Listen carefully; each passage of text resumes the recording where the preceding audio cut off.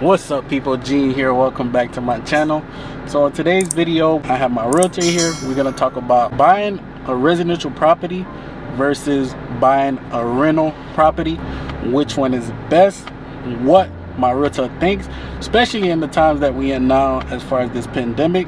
So I have Travis here. He's going to introduce himself and provide his information. We are in South Florida. Hey, my name is Travis Hines with Keller Williams and the H team. One of the questions that many have is about buying multifamily or investment property. When we're talking about investment property, it's duplex, triplex, fourplex, and those are different units. So up into FHA, you can purchase up into 4 units. People pay rent to live there versus single family home. That's when you occupy the whole property. If it's 2 or 3 bedrooms or 1 bath, 2 bath, you occupy everything. But the multifamily are income producing properties, meaning there's already monthly income coming to it. So let's just make an example. On a single family home, you occupy everything. So let's just use an example. You buy the property for $100,000 and your mortgage may be $1,000. You are responsible for the whole mortgage. On both of these properties, you are responsible for the whole mortgage. Okay, let's flip that over. If you're buying income producing property, which is duplex, triplex, fourplex, depending on what you're purchasing. If you bought that one for $200,000, let's just say the mortgage is $1,700. You're responsible for the whole mortgage, but you have somebody that is already living there. And the FHA is just asking you that if it says a duplex, I'm going to use him as an example. He would occupy one of the units. He'll have a tenant on the other side. So right now he has 2 tenants, and within 60 days, he would have to move out one of the tenants and live in the place because he wants to have his homestead. That's another thing there, but that's your primary property. So say he had $1,700 that he has to pay, but he has a tenant that is generating every month for over a year of $1,000. So really he is responsible to take care of the whole thing, but he only has to pay that $700 right now. $700 towards the mortgage. So the advantage is a tax write-off. Many people do it. They buy the income producing properties, but it helps you get leverage. So whatever he's getting in would be his income that he's getting in from his job. He gets to someone's helping him pay his mortgage, and he's saving more, and he can also have that tax write-off at the end of the year.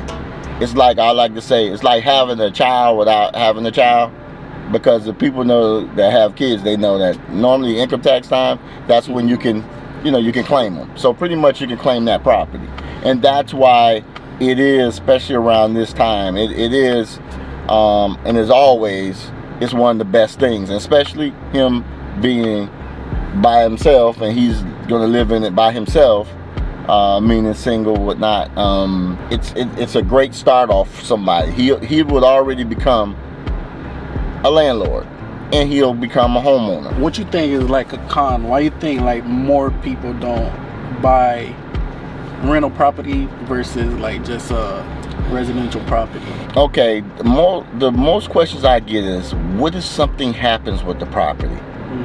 I don't have much money if something happens, and which is a great question. But also too, with something like that, that's why we always get a home inspection. Always check the roof, plumbing, electrical. Also check the outlets, everything in the house, the water flow.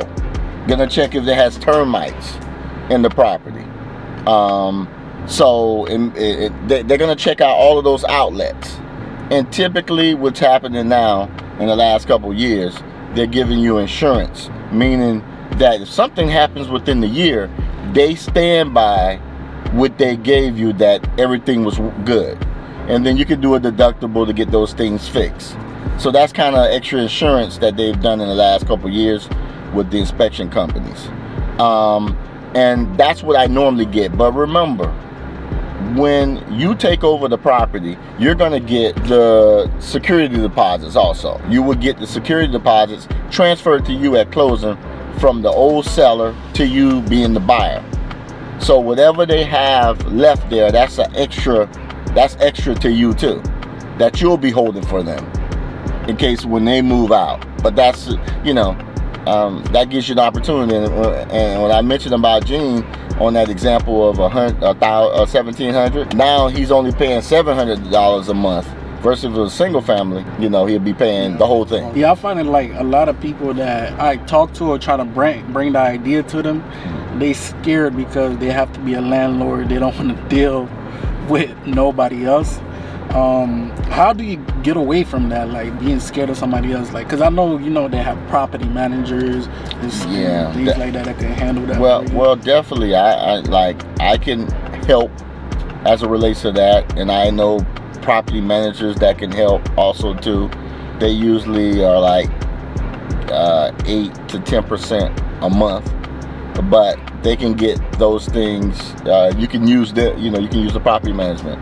And I know some people also too this may not be for everybody. It's not. That's true. But also too, but it's great leverage which you're bringing in, and you're using that to build wealth. And if you see, you don't have to, you live in there a couple of years, you can go, that may be enough where you already have this place that both units are renting out, and you can go and buy a single family home for you and your family and build like that also too. Explain, you mentioned leverage. Can you explain like what's leverage?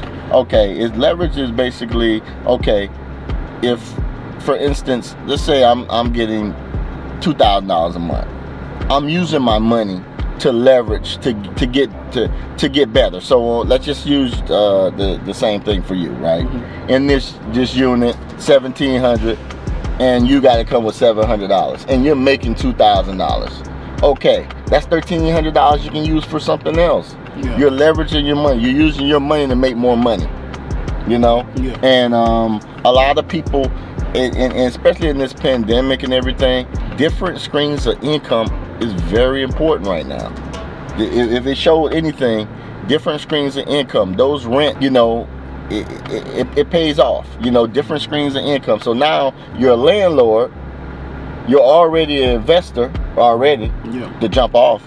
Not saying in single family home you're not an investor, but you're really an investor because it's investment property. Especially with the FHA, because I have to live in there. So that's the example we give in as far as purchasing with the FHA, where you have to live in there and buying a residential home or a multifamily home.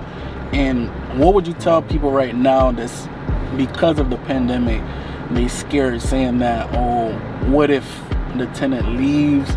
Like, I'm gonna be responsible for this whole mortgage now. So what would you say to them, like, that's scared to purchase a rental property because right now how the pandemic is going? Well, that's true. I mean, because some people are not paying the landlords. Yeah. Now going into this right now, where you're purchasing, mm-hmm. we already are going back to, they would give us the information to show that everybody is paying in here, mm-hmm. for the last 3 to 6 months. Yeah. Not saying that can't be fudged, because some people make up some things, but also too, but that for the last 3 to 6 months, he's going to show payment. That's the landlord, the current seller right now, is going to show proof that they have been paying. Okay, so he don't necessarily take on a problem. But also too, when it comes to that, I have somebody that's great that can get evictions if that's the problem. And I did the same thing. I bought my first property, and I had a duplex, and I had the person, they were paying my whole mortgage, and I did it. And I did it for like 13 years until I sold the property. And the advantages I got from the write-offs each year, and the leverage I got when I purchased the property, I'm dating myself, but when I purchased the property, I think I owed like $30,000 or something, mm-hmm. like that, and then I sold it for like $120. Most money I ever made in my life. Yeah, so You know, so at the end of the day, and that was like in 2003. One thing about real estate, there's no cap on your money. If you buy, especially if you buy in the right areas and where they're transitioning and things of that nature, there's a lot of plus, you know, there's a lot of plus. And then if you sold in 3 years, if it's worth $200,000 more, then guess what? It's worth $200,000 more. If it's 300, there's no cap. My other question is, like, right now, I see a lot of people, even with me, when I mention, oh, I'm buying a property, a lot of people is telling me to wait because they don't know, like, how the market is going. So right now, being a realtor, how do you see the market is going? Okay. Do you think the housing market is going to crash? It could change, you know, but after this pandemic, we got to see what's going on, because we got the pandemic, we got the injustice, you know, the Black Lives Matter, the unjust quality for everyone, and then we also have the election. So there's going to be a lot of variables, but I believe we'll know more, I would say February, March of next year. Right now, the market is still hot because the rate is so low. And so we got buyers out there that their job has not been affected, that now they want to buy because they've been renting. And I'm talking about high rents. I mean, I have somebody that they're paying $2,000 on a 2-2 apartment for $2,000 in that same area if they did purchase. And they're staying in an apartment, but if there's some condos that are right down the street from them, you know, they're selling for like $180. So you're looking at maybe paying, you know, between $1,300 to $1,500. You save $500. And so we're getting a lot of people who been waiting around to buy for 3-4 years. I've been having clients that they get it pre-approved, but they don't do anything. But now they're coming back. That's the worst. Like, when you wait, because like, it's never gonna be super perfect for you to purchase a rental property. Like, I always say that if you keep waiting, then like, it's good to do your research, but sometimes that might stop you from getting into it, go all the way out. Like you said, they have a pre-approved letter already, but they haven't done that for 3-4 years, so they could have a property, moved on to the next one if they wasn't waiting. I would say this too, in this market, even in this pandemic, the thing is, the rents are not going down.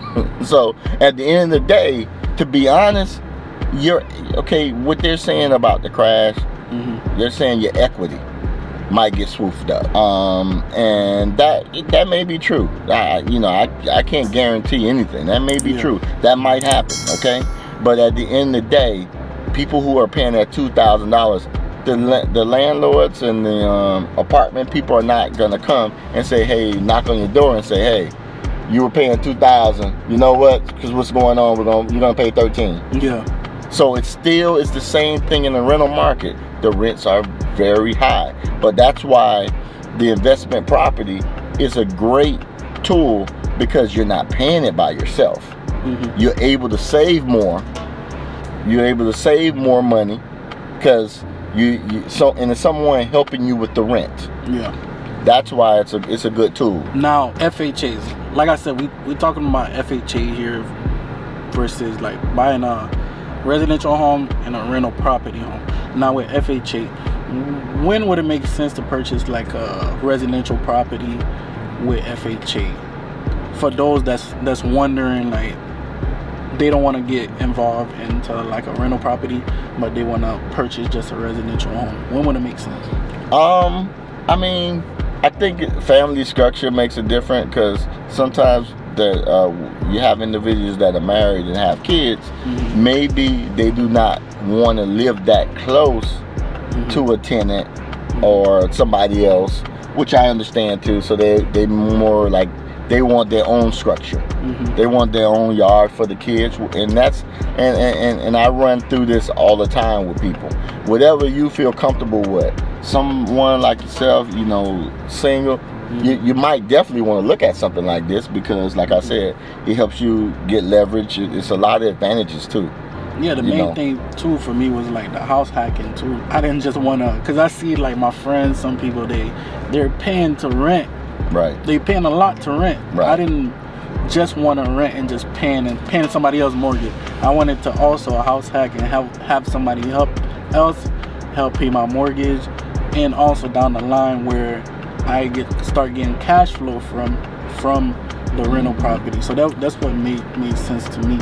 And say if they purchase a residential home with FHA, later down the line they can also rent that, right, and get money from it, right? Yeah, they can do that. I'd say, you just want to stay around like that 2 years, staying at the unit. And 2 years go so quick anyway, right? Yeah, we're already almost in the 2021 already. This year's just going fast. But also too, that's one of the things I believe. If, like I mentioned, the only thing I would say about anybody who is like renting, if they want to wait, they could wait. But a lot of times, it's a lot of factors that are going to stop people to buy. I mean, it wasn't even no pandemics. It wasn't nothing, but they've been approved and they got the monies. Yeah.